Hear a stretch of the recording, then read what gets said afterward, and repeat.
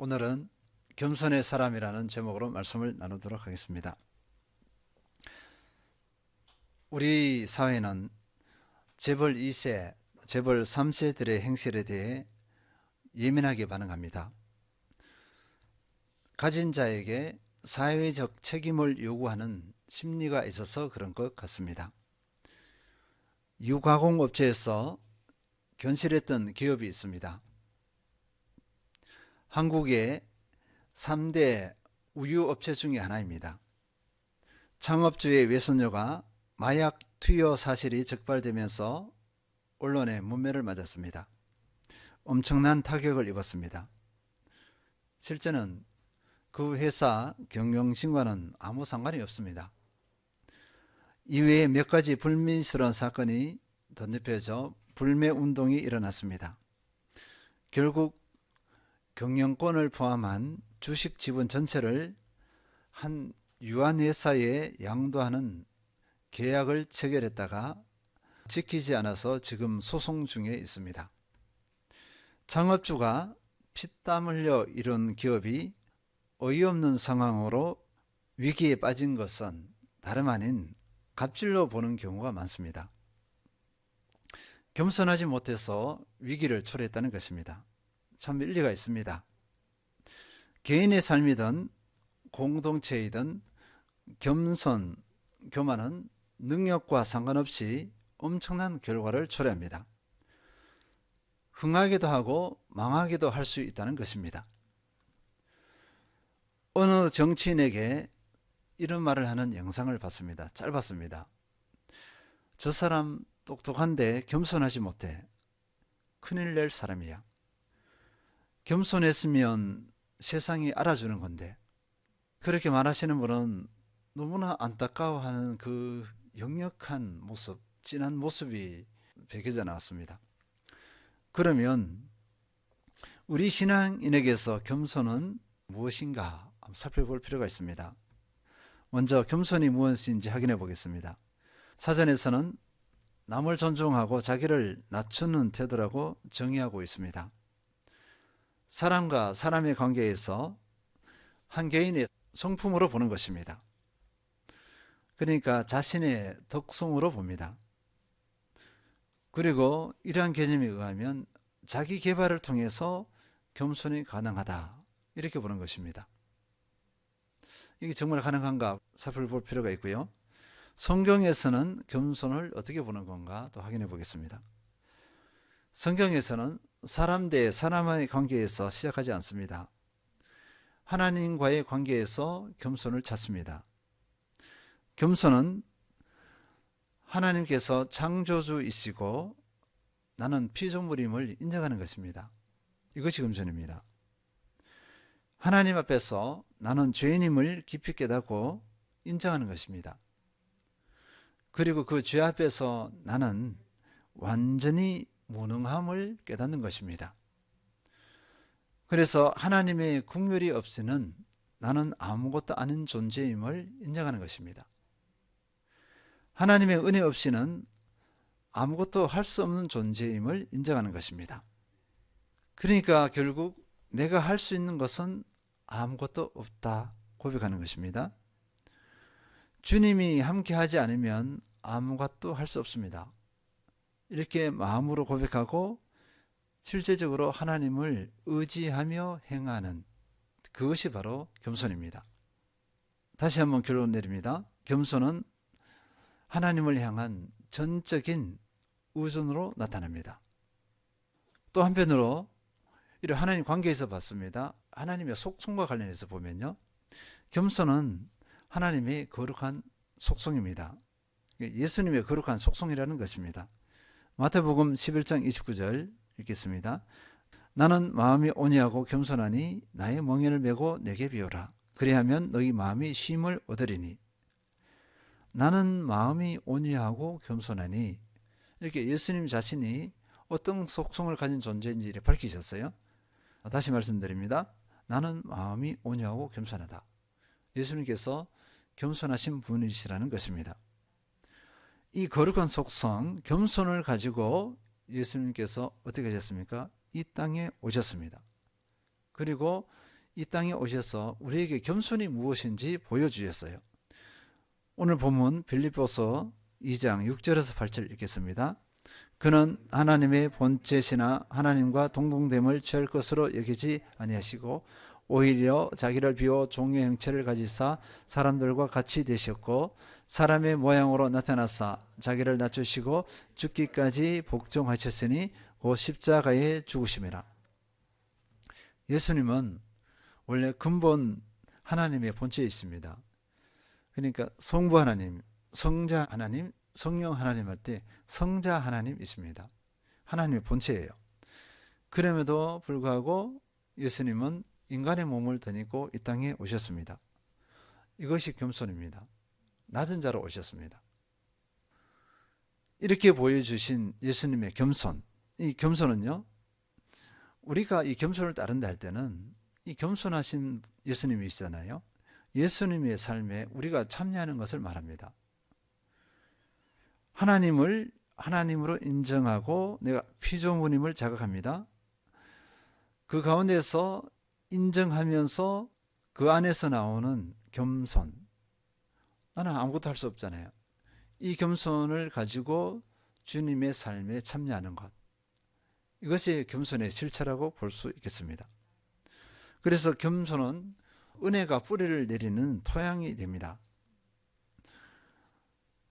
하나님의 은혜가 이 겸손의 과정을 거치지 않으면 뿌리를 내리지 못합니다.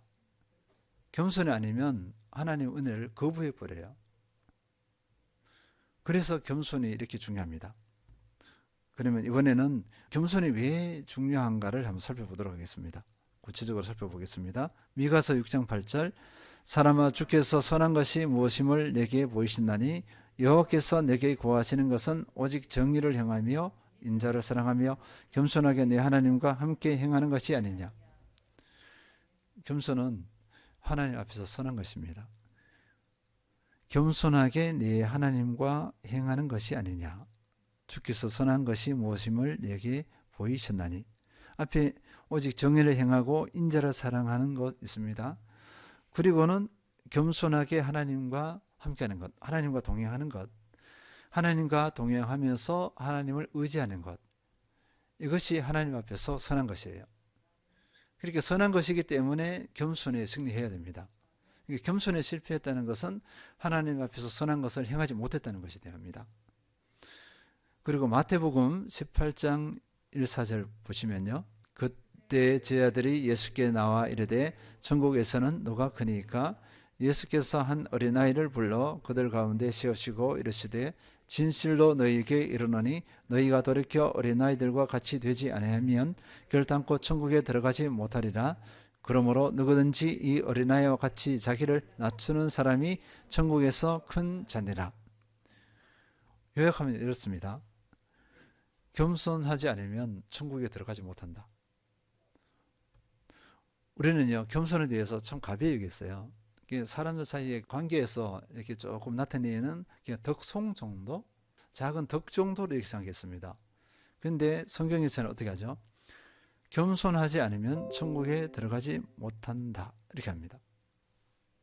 예수께서 한 어린아이를 불러 그들 가운데 세우시고 계속 읽겠습니다. 이르시되 진실로 너희에게 이르노니 너희가 돌이켜 어린아이들과 같이 되지 아니하면 결단코 천국에 들어가지 못하리라. 어린아이처럼 겸손하지 않으면 천국에 못 들어간다 이렇게 분명하게 예수님께서 말씀하셨어요. 그래서 우리 그리스도인에게 겸손은 이렇게 중요합니다. 천국에 들어가느냐 마느냐를 결정해요. 그럼 더 구체적으로 하면요. 왜 천국에 못 들어가느냐 보니까 하나님의 속성 때문에 그렇습니다. 하나님께서 겸손한 분이세요. 예수님께서 겸손한 분이십니다. 하늘의 속성이 그래요. 하늘나라 자체가 겸손의 곳이야. 겸손하지 않은 사람은 거기에 맞지 않아요. 들어갈 수가 없습니다. 그리고 베드로전서 5장 5, 6절 읽겠습니다. 젊은 자들아 이와 같이 장로들에게 순종하고 다 서로 겸손으로 후리를 동이라. 하나님은 교만한 자를 대적하시되 겸손한 자들에게는 은혜를 주시느니라. 그러므로 하나님의 능하신 손 아래서 겸손하라. 때가 되면 너희를 높이시리라. 겸손은 하나님의 명령이기 때문에 그렇습니다. 지난주에 감사에 대해서 말씀을 나눴습니다. 감사해 줄래? 그래 하지 않아요. 감사하라 이렇게 했습니다. 겸손도 마찬가지예요. 우리 보고 겸손해 줄래? 이렇게 하지 않습니다. 겸손하라 이렇게 합니다. 하나님께서는 교만한 사람을 대적하시기 때문에 그렇습니다. 겸손한 사람들에게는 은혜를 주시고 또 하나님 때에 겸손한 사람을 높여주세요. 높여주신다는 것은 여러 가지 의미가 있겠지만 우리가 뭐 세상적으로 높임 받는다 이것과는 좀 다른 내용이라고 볼 수 있겠습니다. 더 깊은 내용이라고 볼 수 있겠는데 우리가 하나님의 은혜 겸손하니까 하나님의 은혜를 깨닫잖아요. 그 깊이와 넓이를 더해갑니다. 그러니까 하나님의 은혜 깊이와 넓이를 더해가니까 우리 삶이 어떻게 했어요? 하나님의 뜻 가운데 살아가죠. 하나님의 뜻 가운데 살아가니까 이 뜻 가운데 살아가는 삶이 빛이 납니다. 흔히 말하면 빛과 소금의 역할을 감당하는 삶을 살게 되죠. 교만한 사람이 빛과 소금 가능할까요? 전혀 불가입니다. 조금 이후에 교만의 속성을 한번 살펴볼 필요가 있습니다. 겸손한 사람이 어떻게 되느냐? 잠언 15장 33절 여호와를 경외하는 것은 지혜의 훈계라 겸손은 존귀의 길잡이니라. 겸손하면 존귀하게 된다. 하나님께서 높여주신다는 겁니다. 반대로 보겠습니다. 잠언 16장 18절 교만은 패망의 선봉이요 거만한 마음은 넘어집의 앞잡이니라. 교만하고 거만한 마음 그게 같은 의미입니다. 자랑하고 마음이 높아진 것을 말합니다. 그래서 교만은요 모든 죄악의 뿌리이다 이렇게 말씀하고 있습니다. 겸손의 근원이 하나님이라면 교만의 근원은요 사탄마귀예요. 천사장 중에 하나는 루시퍼. 그래서 이 부분에 대해서 이게 성경에 근거가 있느냐 하는데 성경 이사야서나 이렇게 보면 그 어느 정도 근거가 있습니다.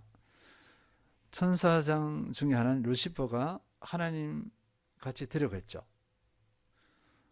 높아지러 간 겁니다. 교만했습니다. 하나님을 대적합니다. 하나님을 이길 수 없잖아요. 쫓겨납니다. 그래서 사탄마귀가 된 이 루시퍼가 아담과 하와를 깨죠. 하와를 깨어서 하나님의 뜻, 그 명령에 거부하게 합니다. 명령을 거부하게 하는데 그게 뭐냐니까 너도 하나님처럼 될 수 있다 이것입니다. 자기가 그랬던 것처럼 높아지려고 했던 것처럼 하와에게 높아지려고 했던 교만을 주입시키는 거예요. 하와가 그걸 받아들였습니다. 아담도 받아들였어요.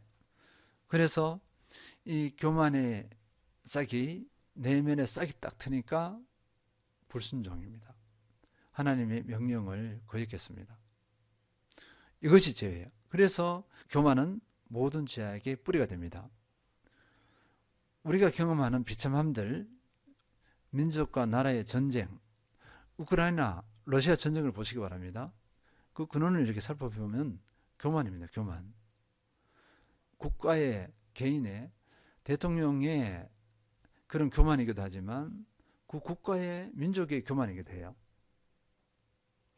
전쟁을 하게 되면 하지 말라고 거부를 해야 되잖아요. 같이 따라준 겁니다. 지지를 해준 거예요. 같이 교만해진 겁니다.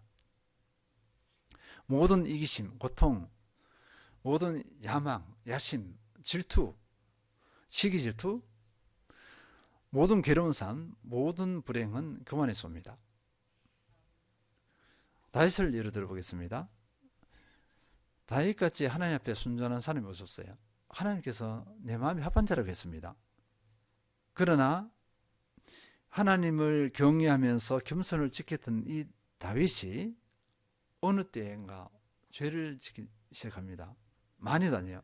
딱 두 가지 죄를 지어요. 평생에 두 가지 죄를 짓는데 첫 번째 우리의 아내 바세바를 범합니다. 자신의 죄를 숨기려고요. 충성된 용사 우리아를 죽게 해요. 계략으로 죽게 해버립니다. 원인이 뭐냐니까요. 교만이에요. 통일 왕국을 이룬 자신, 통일 왕국을 이뤄서 백성들에게 추앙을 받는 자기 자신이에요. 이런 가운데서 교만이 들어왔습니다. 교만. 그러면 교만이 들어오니까 자기는 그렇게 해도 된다고 이렇게 한 거예요. 차라리 쫓겨갔을 때는 그런 일이 없습니다. 통일 왕국이 되고 백성들에게 추앙을 딱 받으니까 자기는 그렇게 해도 된다고 이렇게 생각한 것입니다. 이것이 교만이에요. 죄를 지어도 된다고 생각하는 것입니다. 이 교만의 범죄로 이후에 그 가정사에 피눈물 나는 하나님의 징계가 그 가정에 임합니다. 본인은 말할 것도 없고 자녀들 등등 해서 피눈물 나는 있을 수 없는 일들이 그 가정에서 일어납니다. 두 번째 다윗이 또 죄를 짓는 것은요, 인구조사입니다. 인구조사.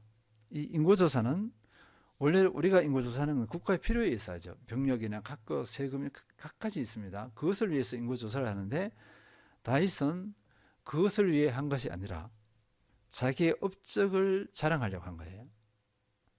백성들이 이렇게 번창해서 우리 국가 인구를 한번 봐라. 어떤 상황이냐. 이런 의도를 가지고 인구조사를 했습니다. 교만이죠.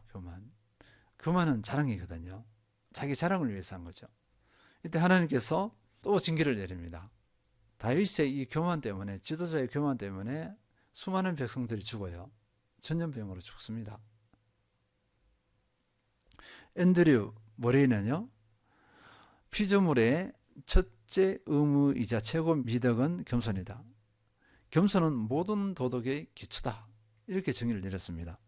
반대로 교만은 겸손의 상실을 의미합니다. 모든 죄악의 근원이다. 이렇게 정의했습니다. 우리 한번 살펴보시기 바랍니다. 내가 연약해지고 죄를 범할 때 한번 보세요. 무엇 때문에 그렇게 내가 하고 있는가? 거의가 아마 교만을 이렇게 대비시키면 그 답이 나올 겁니다. 교만이 원인일 거예요.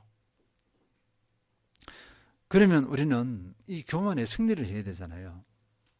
교만의 원리를 안다 해서 다가 아니라 이 원리를 알았으면 이제 교만의 승리를 해야 될 줄 믿습니다. 다른 말로 말해서 겸손의 사람이 되어야 합니다.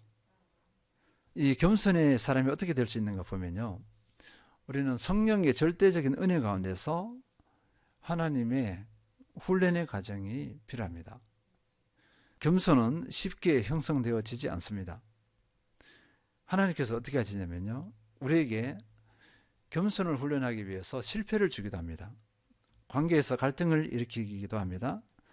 수많은 역경과 도전들에 직면하게 하십니다. 우리는 이해할 수 없습니다. 그런데 하나님께서 주시는 선한 장치입니다. 바로 겸손을 훈련시키기 위해서 그렇게 하시는 것입니다. 겸손은 과정을 거쳐서 형성됩니다. 과정 없이는 형성되지 않아요. 이것에 대한 영적 안목이 있으면 얼마나 좋겠습니까? 이 안목이 없으니까 우리는 겸손에 실패하는 경우가 너무나 많아요. 이 은혜 아래서 하나님께서 우리를 훈련시키는 이 은혜 아래서 성령의 깨닫게 하심이 절대 필요합니다. 그래서 몇 가지를 보면요, 첫 번째, 모든 것이 하나님의 은혜임을 깨달아야 합니다. 그러면 겸손해집니다. 나는 하나님의 은혜 없이는 아무것도 할 수 없다. 이것을 깨달아야 내가 겸손해집니다. 하나님은 은혜가 아니라 내가 했다 그러면 바로 교만해져요. 세상 사람들은 이 원리를 모릅니다. 은혜의 세계를 몰라요. 우리는 은혜를 알잖아요. 그래서 진정한 겸손을 보여줄 수 있는 것은 그리스도인입니다. 세상 사람들은 자기 힘으로 해서 자기의 도덕성 그걸 가지고 어떻게 보면은 진정한 겸손이라고 할 수 없어요. 거짓된 겸손을 보여줄 수가 있어요. 우리 그리스도인은 그런 거짓된 겸손이 아니라 진정한 겸손을 보여줘야 됩니다. 첫 번째, 은혜를 알아야 돼요. 내가 한 것이 아니잖아요. 고린도전서 15장 9절에서 10절, 나는 사도 중에 가장 작은 자라 나는 하나님의 교회를 박해하였으므로 사도로 칭함받기를 감당하지 못할 자니라. 그러나 내가 나된 것은 하나님의 은혜로 된 것이니 내게 주신 그의 은혜가 헛되지 아니하여 내가 모든 사도보다 더 많이 수고했으나 내가 한 것이 아니요 오직 나와 함께 하신 하나님의 은혜로라. 아멘. 이 구절 그대로 이렇게 확인해 보면요, 사도 바울은 자기가 사도 중에 가장 작은 자 이렇게 고백했습니다. 이 사도로 칭함 받기도 나는 감당하지 못할 그런 사람입니다 하고 이렇게 겸손을 표현했죠. 그런데 이런 작은 자였는데 현실적으로는 어떻게 했느냐, 다른 사도들보다 더 많이 수고했습니다. 더 많은 열매를 맺었어요. 이게 다른 사도들이 흉내도 낼 수 없는 그런 엄청난 업적을 이룬 거죠. 영적인 열매를 맺었습니다. 사도 바울을 통해서 아시아, 유럽이 복음화되어졌어요. 가는 곳마다 교회가 세워졌습니다. 이후에이지만 로마까지 갑니다. 로마까지 가서 복음을 전해요. 그런데 사도 바울은 뭐라고 고백했냐면 내가 한 것이 아니요 오직 나와 함께 하신 하나님의 은혜이다 이렇게 고백했습니다. 자기가 한 것이 아니라고 했어요. 자, 이 정도 업적을 이루면 우리는 참 많이 교만해질 수 있습니다. 말할 것도 없어요. 보여주면 돼요. 말 몇 마디 내가 한 거 봐봐. 몇 마디 하면 다른 사람들의 기가 죽습니다. 너무나 교만해질 수 있는 그런 상황인데 사도 바울은 진정으로 고백했어요. 내가 한 것이 아니다. 하나님께서 하셨다 이렇게 고백합니다. 겸손의 최고 표현입니다. 사도 바울은요 은혜를 알았기 때문에 그래요. 정말 하나님께서 하신 줄 알았기 때문에 자기가 한 것이 아닌 것을 알았기 때문에 진정으로 고백한 것입니다. 이 거짓 겸손이 아니에요. 진정한 겸손입니다. 우리도 은혜를 알면요 우리도 이렇게 고백을 할 수 있습니다. 그러니까 나를 드러내는 그 언어가 나올 수가 없어요. 다른 사람들의 말 한마디에 자존심 상해할 수가 없습니다. 우리가 겸손한지 교만한지를 쉽게 판단할 수 있어요. 나에게 지적 몇 마디 해보면 돼요. 이거 고치라고 딱 해보면 바로 나타납니다. 저도 집사님이 뭐라 그러면 팽 하고 안 해라고 반박하거든요. 그러니까 아직 겸손의 사람이 못된 거죠. 겸손을 막 훈련한다 하지만 아직 부족한 겁니다. 경청을 못하는 것입니다. 그 다음에 또 하나가 뭐냐면 감사예요. 감사. 감사의 은혜가 나오네 이거예요. 은혜로 됐으면 감사해요. 내가 했으면 감사를 안 해요. 왜 감사를 해요? 내가 했는데. 내가 감사를 받아야죠. 그러니까 내게 감사를 안 해주면, 표현을 안 해주면 섭섭해. 그러니까 나를 뭘로 알고 일어나? 이렇게 합니다. 교만입니다. 교만. 다른 말로 말하면 교만 덩어리예요. 교만 덩어리. 우리는 교만 덩어리일 수가 있습니다. 근데 이 교만 덩어리로는 선을 이루지 못해요. 덕을 세우지 못합니다. 살리고 세운다 그랬잖아요. 교만으로는 살리고 세우지 못합니다. 겸손하지 않으면 절대로 살리고 세우지 못해요. 상대방이 분명히 합니다. 니나 잘하세요. 원리입니다. 원리. 그리고 이런 진정한 겸손이 되기 위해서는 은혜를 알기 위해서는 어떻게 되어야 되느냐. 내가 높아지려고 하고 내가 자랑하려고 하는 그런 옛 자아가 완전히 죽어야 합니다. 그리스도를 알기 전에 옛 자아는 사탄 마귀가 지배하는 내 자아예요. 뭐든지 그만하려고 그래요. 틈만 하면 그만하려고 합니다. 이 옛 자아가 죽어야 됩니다. 그래서 예수 그리스도가 주인 되어져 버리면 내가 교만해질 수 없어요. 예수 그리스도가 주인 된 가운데서 은혜를 깨달을 수 있습니다. 내가 주인 되면 은혜가 뭔지 몰라. 내가 다 했으니까. 내가 주인 돼서 내 멋대로 했잖아요. 하나님의 은혜가 어디 있어요? 하나님께서 하셨다 그 고백 안 해요. 내 옛자를 십자가에 못 박으면 교만하라고 해도 교만하지 못합니다. 사랑하라고 해도 못해요. 할 수가 없는 겁니다.